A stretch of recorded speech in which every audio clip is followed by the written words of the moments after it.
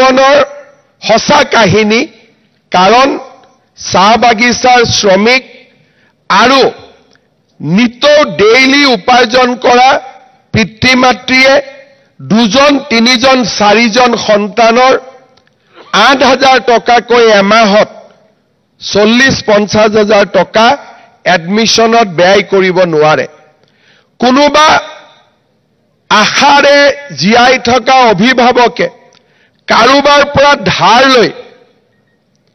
যদি এডমিশন দিয়াবৰ বাবেও চেষ্টা কৰে 10% সুদে মানুহজনৰ জীৱন বিপন্ন কৰি পেলাব আৰু তাক আমি সকলোৱে অনুভৱ কৰোঁ সেইকাৰণে যোৱা 7 বছৰ অসমৰ বিভিন্ন মহাবিদ্যালয়ৰ অধ্যক্ষৰ তীব্ৰ হেঁচাৰ পিছতো আমি বিনামূলীয়া এডমিশন অব্যাহত ৰাখিছিলোঁ আৰু প্ৰত্যেকবাৰ এডমিশনৰ আগতে মই নিজে শিক্ষামন্ত্ৰীৰ লগত কলেজসমূহৰ প্ৰিন্সিপালৰ এখন মিটিং পাতো যে আপোনালোকে যেন প্ৰত্যক্ষভাৱে নহলেও পৰোক্ষভাৱে হলেও ল'ৰা ছোৱালীৰ পৰা টকা পইচা এডমিশনৰ নামত নলয় আজি সেই এটা আঁচনিয়ে আমাক যোৱা 7 বছৰে দিয়া ইম্পেক্ট আমি আৰু এখোজ আগুৱাই লৈ আমি কেইবাটাও নতুন আঁচনি গ্ৰহণ কৰিছিলোঁ মেট্ৰিকত আজি ফৰ্ম ফিল আপ কৰিবৰ কাৰণে আমি এটকাও নলওঁ সেৱাক প্ৰয়োজনীয় ধন ৰাজ্য চৰকাৰে যোগান ধৰে হায়াৰ সেকেন্ডাৰীত আমাৰ যি পৰীক্ষাৰ ফিজ তাক চৰকাৰে নলয় তাকো ৰাজ্য চৰকাৰে ৰিইম্বাৰ্স কৰে মোৰ মনত ইয়াকো চিন্তা কৰি থাকে যে এই আঁচনিসমূহে আৰু ইতিবাচক ফল পাব আমি যদি আৰু কেইটামান নতুন নতুন কাম আমি কৰিব পাৰোঁ চৰকাৰৰ আৰ্থিক অৱস্থাৰ লগত সংগতি ৰাখি আমি অসমৰ ছাত্ৰ ছাত্ৰীৰ কল্যাণৰ বাবে নিৰন্তৰ কাম কৰি আছো আৰু আমি কাম কৰি গৈ থাকিম কেতিয়াবা আমাৰ ৰাজনৈতিক প্ৰতিদ্বন্দ্বীসকলে মোক যেতিয়া কয় যে নিযুত মইনা আঁচনিৰ জৰিয়তে আপুনি হিতাধিকাৰী সৃষ্টি কৰিছে মোৰ উত্তৰ এটাই সেই হিতাধিকাৰী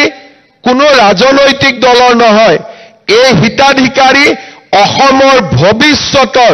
কিছুমান মানৱ সম্পদ হিচাপে আমি নিৰ্মাণ কৰিছো ই অসমৰ হিতাধিকাৰী ই কোনো দলৰ হিতাধিকাৰী নহয় আমাৰ সমাজৰ হিতাধিকাৰী যিয়ে নেকি আমাৰ সমাজখনত জ্ঞান আৰু প্ৰজ্ঞাৰে আমাৰ সমাজখনক অনাগত দিনত আলোকিত কৰিব আজি আমাৰ ৰাজ্যত যেতিয়া কোনোবাই আমাক সমালোচনা কৰে যে আমি কোনো এটা জাতি কোনো এটা পক্ষক সমৰ্থন কৰোঁ অৰুণোদয় নিযুত মইনা আঁচনিত যি ধৰণে প্ৰতিটো জাতি উপজাতি ধৰ্মৰ লোক উপকৃত হৈছে সি সকলো সমালোচনাৰ অন্ত পেলায় কাৰণ আমি কোনো আঁচনিতে কোনো সম্প্ৰদায়ৰ নাম নিবিচাৰো আমি জাতিৰ নাম নিবিচাৰো আমি এটাই মাত্ৰ বিচাৰো যে আপুনি তুমি যাতে কলেজত পঢ়ি থকা আৰু নিজৰ পিতৃ মাতৃক গৌৰৱান্বিত কৰা আজি আমাৰ ৰাজ্যখনত অকল বিনামূলীয়া এডমিশন আৰু নিযুত মইনাই নহয় আমি সম্ভাৱনা আৰু সম্পদৰ দুৱাৰখনো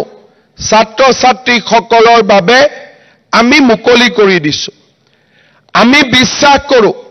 যে আমাৰ ৰাজ্যত শিক্ষা প্ৰতিষ্ঠান আৰু শিক্ষা সংস্থানৰ ব্যাপকতা হ'ব লাগে যাতে আমাৰ অসমৰ পৰা ছাত্ৰ ছাত্ৰীসকল ওলাই গৈ আজি বাহিৰত পঢ়িব নালাগে আমাৰ ৰাজ্যখনতে সম্ভাৱনা আৰু সম্পদ দুইটাই যাতে নিৰন্তৰ বাঢ়ি যাব পাৰে। আজি আমাৰ ৰাজ্যত অভূতপূৰ্বভাৱে বৃদ্ধি হোৱা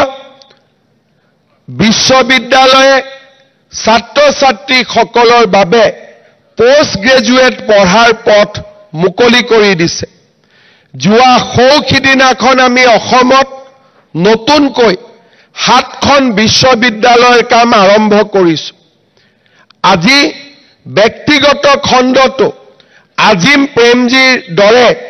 বিশ্ববিদ্যালয়ক অসমত অনাৰ বাবেও যিয়ে নেকি সামাজিক ন্যায়ৰ ওপৰত গুৰুত্ব দিয়ে, তেনে বিশ্ববিদ্যালয়কো অসমত অনাৰ বাবে আমি প্ৰচেষ্টা চলাইছোঁ। কেন্দ্ৰীয় চৰকাৰৰ প্ৰতিখন ৰাষ্ট্ৰীয় প্ৰতিষ্ঠান এইমছৰ পৰা IIT-লৈকে, নেশ্যনেল ফৰেনচিক ইউনিভাৰ্চিটিৰ পৰা ইণ্ডিয়ান ইনষ্টিটিউট অৱ মাইন্সলৈকে, সৈনিক স্কুলৰ পৰা নবোদয় বিদ্যালয়লৈকে, কেন্দ্ৰীয় বিদ্যালয়ৰ পৰা আদৰ্শ বিদ্যালয়লৈকে যোৱা এটা দশকত অসমৰ শিক্ষা খণ্ডৰ আমি ব্যাপক সম্প্ৰসাৰণ কৰিব পাৰিছোঁ, যাতে পোষ্ট গ্ৰেজুৱেট পঢ়াৰ বা মেডিকেলত পঢ়াৰ, ইঞ্জিনিয়াৰিঙত পঢ়াৰ, মেনেজমেণ্টত পঢ়াৰ আকাংক্ষা থকা ছাত্ৰ ছাত্ৰীসকলে শিক্ষাৰ সীমাবদ্ধতাৰ বাবে, সুবিধাৰ সীমাবদ্ধতাৰ বাবে নিজক বঞ্চিত অনুভৱ কৰিব নালাগে। আজি আমি আমাৰ উচ্চ শিক্ষাৰ গতি আমি ইমানেই তীব্ৰতৰ কৰিছোঁ যে আজি অসম ভাৰতৰ ভিতৰতে ডেন্সিটি অফ ইউনিভাৰ্চিটি আৰু ডেন্সিটি অফ মেডিকেল কলেজেছ আমি প্ৰথম 10খন ৰাজ্যৰ ভিতৰলৈ আহিবলৈ সক্ষম হৈছোঁ। আমাৰ ৰাজ্যত এইবাৰ ইণ্ডাষ্ট্ৰী 4.0 আৰু সম্পূৰ্ণ নতুন শিক্ষাদানেৰে আমাৰ ছাত্ৰ ছাত্ৰীক আধুনিক শিক্ষাৰে সুসজ্জিত কৰাৰ বাবে ৰাজ্য চৰকাৰে কনকলতা বিশ্ববিদ্যালয়ৰ বাবে আগবাঢ়িছে, যি ভাৰতৰ ভিতৰতে এখন অনন্য বিশ্ববিদ্যালয় হ'ব, য'ত নেকি ছাত্ৰ ছাত্ৰীসকলে artificial intelligence, machine learning, augmented reality এই ধৰণৰ নতুন পাঠ্যক্ৰমৰ ওপৰত শিক্ষাদান কৰিবলৈ সক্ষম হ'ব। আমাৰ ৰাজ্যত আজিৰ পৰা কেইটামান দিন আগলৈকে আমি যি কল্পনা কৰিব পৰা নাছিলোঁ, তাক আজি আমি বাস্তৱত ৰূপায়িত হোৱা দেখা পাইছোঁ। 14খন মেডিকেল কলেজ আজি 25খন মেডিকেল কলেজ হোৱাৰ বাবে আগবাঢ়িছে। আমাৰ ৰাজ্যত বিশ্ববিদ্যালয়ৰ সংখ্যা 25ৰ দেওনা পাৰ কৰিছে। মহাবিদ্যালয় প্ৰায় 400খন মহাবিদ্যালয় আজি আমাৰ ৰাজ্যত শিক্ষাৰ জ্ঞান আৰু প্ৰজ্ঞাৰ আলোক বিতৰণ কৰিছে। আৰু আজি এই সকলোবোৰ সুবিধা দৰিদ্ৰ আৰু মধ্যবিত্ত সমাজখনে লাভ কৰিছে। আজি আমাৰ ৰাজ্যত দৰিদ্ৰ আৰু মধ্যবিত্ত পৰিয়ালসকলৰ বাবে আমি শিক্ষা গ্ৰহণত যাতে অৰ্থনৈতিক সম্পদ বাধাৰ সৃষ্টি কৰিব নোৱাৰে, তাৰ বাবে আমি এখন ডাঙৰ প্ৰাচীৰ আমি নিৰ্মাণ কৰিছোঁ। মই ভাবোঁ এই আঁচনিবিলাকৰ লগত আজি আমি আৰম্ভ কৰিব পৰা নিযুত মইনা আঁচনিখনে আমাৰ ছাত্ৰীসকলৰ বাবে সম্ভাৱনাৰ এখন ডাঙৰ দুৱাৰ মুকলি কৰি দিব। মই আৰু এটা দিশৰ প্ৰতি দৃষ্টি আকৰ্ষণ কৰিব খুজিছোঁ। আমি যিখন সমাজ দেখা পাওঁ, সেইখন সমাজ কিমান ধৰণে সমাজৰ প্ৰকৃত তথ্য আমাক দিব পাৰে, তাৰ ওপৰত মোৰ নিজৰে প্ৰশ্ন চিহ্ন আছে। আমি বহুত দিনলৈ অনুভৱ কৰিব পৰা নাছিলোঁ যে আমাৰ অসমতেই 12 বছৰৰ ছোৱালীয়েও মাতৃত্বৰ বোজা গ্ৰহণ কৰিবলগীয়া হয়। আমি বহুত দিনলৈ গুৱাহাটীত দেখি থকা সমাজখনক যেতিয়া আমি দেখা পাওঁ, ডিব্ৰুগড়ত দেখি থকা, যোৰহাটত দেখি থকা, তেজপুৰ শিলচৰত দেখি থকা সমাজখনক যেতিয়া আমি দেখা পাওঁ, তেতিয়া আমি কল্পনাও কৰিব নোৱাৰো যে আমাৰ মাজতে আৰু এখন সমাজ আছে, যিখন সমাজত 9ৰ পৰা 12 বছৰ বয়সতে ছোৱালীক বিয়াত বহিবলৈ সমাজে বাধ্য কৰায়। 12, 13, 14, 15 বছৰত আমাৰ এখন সমাজ আছে, যিখন সমাজত 14 বছৰৰ বয়সৰ ছোৱালী এজনীয়েও তৃতীয় পত্নীৰ চাৰ্টিফিকেট মূৰত লৈ তেওঁলোকে জীৱন নিৰ্বাহ কৰিবলগীয়া অৱস্থা হয়। আৰু ইয়াৰ স্বাভাৱিক পৰিণতি হৈছে যে তেওঁলোকক প্ৰথম পৰিয়ালে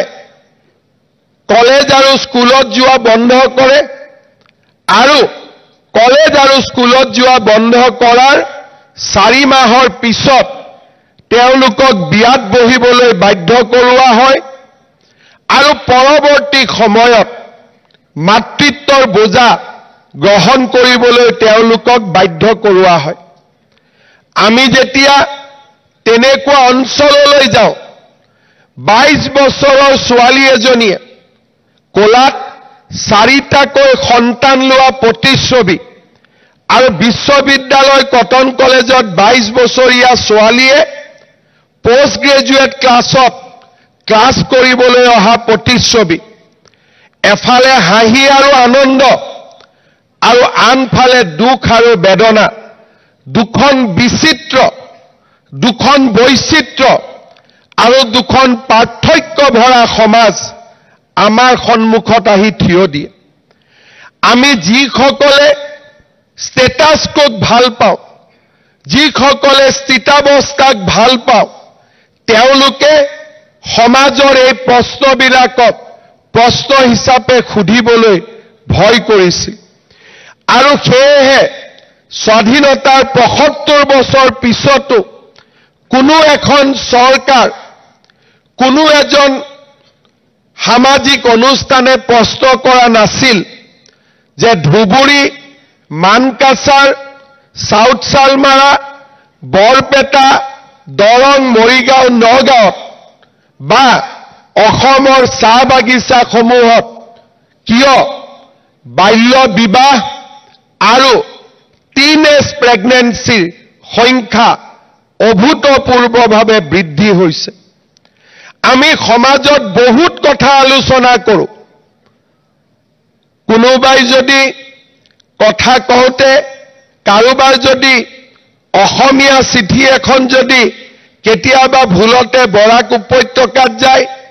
আৰু বৰাক উপত্যকাৰ বাবে প্ৰস্তুত কৰা বঙালী ভাষাৰ চিঠি এখন যদি আমাৰ ঘৰলৈ আহে, একেদিনাই আমাৰ সংবাদ মাধ্যম, সমাজ চিন্তিত হৈ পৰে। কিন্তু সেইখন সমাজ চিন্তিত হৈ নপৰে যেতিয়া 12 বছৰত এজনী ছোৱালী বিবাহত বহিবলৈ বাধ্য কৰোৱা হয়। সেইখন সমাজে চিন্তা নকৰে যেতিয়া 15-16 বছৰত আমাৰ ছোৱালী প্ৰথমটো দ্বিতীয়টো সন্তানৰ মাতৃ হয়, আৰু 22 বছৰ বয়সত কোলাত 4টাকৈ সন্তান লৈ আমাৰ ছোৱালীয়ে নিজৰ জীৱন আগুৱাই যাবৰ বাবে সংগ্ৰাম কৰে। আমাৰ সমাজৰ দুখ আৰু সমাজৰ বেদনা যেতিয়া প্ৰকৃত স্থানত গৈ যোগ হ'ব, তেতিয়াই সমাজে উত্তৰণৰ দিশত আগবাঢ়িব। আমাৰ নিযুত মইনা আঁচনি, সেইখন সমাজৰ বিৰুদ্ধে আমি গ্ৰহণ কৰা এখন আমাৰ প্ৰতিবাদৰ আঁচনি, যে ছোৱালীক আপোনালোকে যদি পঢ়ুৱাব নোৱাৰে তেতিয়াহ'লে ছোৱালীক জন্ম দিয়াৰ আগতে বা সন্তানক জন্ম দিয়াৰ আগতে আমি 3 বাৰ চিন্তা কৰিম। মোৰ যদি পৰিয়ালৰ আৰ্থিক ব্যৱস্থাই দুটাতকৈ সন্তানক পঢ়াবৰ বাবে স্বীকৃতি নিদিয়ে তেতিয়াহ'লে তৃতীয়টো সন্তান জন্ম দিয়াৰ নৈতিক অধিকাৰ মোৰ আছে নে নাই? এই প্ৰশ্নবিলাক সমাজে কৰিবলৈ আৰম্ভ কৰিব লাগিব। যোৱা 4টা বছৰে চাইল্ড মেৰেজ অৰ্থাৎ শিশুক বিবাহৰ বাবে বাধ্য কৰোৱা 12,000 ব্যক্তিক আমাৰ চৰকাৰখনে কাৰাগাৰলৈ প্ৰক্ষেপ কৰিছে আৰু আজি আমি গৌৰৱান্বিত যে আমাৰ ৰাজ্যৰ আদালতে তেনেকুৱা বহু কেইজনক যাৱজ্জীৱন কাৰাগাৰৰ নিৰ্দেশ দিছে। আজি আমি ৰাজ্যত বাল্য বিবাহৰ বিৰুদ্ধে এটা বিশাল প্ৰতিৰোধৰ জাল এখন আমি নিৰ্মাণ কৰিছো। আজি পিছপৰা গাঁৱত গলেও প্ৰত্যেকজন দেউতাক মাকে এজনী সৰু ছোৱালীক বিয়া দিয়াৰ আগতে এবাৰৰ বাবেও চিন্তা কৰে যে দিছপুৰত এখন চৰকাৰ আছে আৰু মোৰ এই খবৰটো যদি চৰকাৰখনে পায় সেই চৰকাৰখনে ভোটৰ বাবে চিন্তা নকৰে মই জেলত যাব লাগিব। এই চৰকাৰখনৰ কল্পনা আজি ৰাজ্যৰ চাৰিওফালে আমি প্ৰেৰণ কৰিব পাৰিছো আৰু যিসকলে দেউতাক মাকে সঁচা অৰ্থত ছোৱালীক পঢ়াব বিচাৰে কিন্তু আৰ্থিক সকাহৰ বাবে আৰ্থিক সমস্যাৰ বাবে পঢ়ুৱাব পৰা নাই তেওঁলোকৰ বাবে এই নিযুত মইনা আঁচনি এক প্ৰেৰণাৰ প্ৰতীক ৰূপে থিয় দিছে। আজিৰ আমাৰ সমগ্ৰ অসমৰ সমবেত হোৱা ছাত্ৰীসকলক মই এটাই অনুৰোধ কৰিম যে আমাৰ বাবে সম্ভাৱনাৰ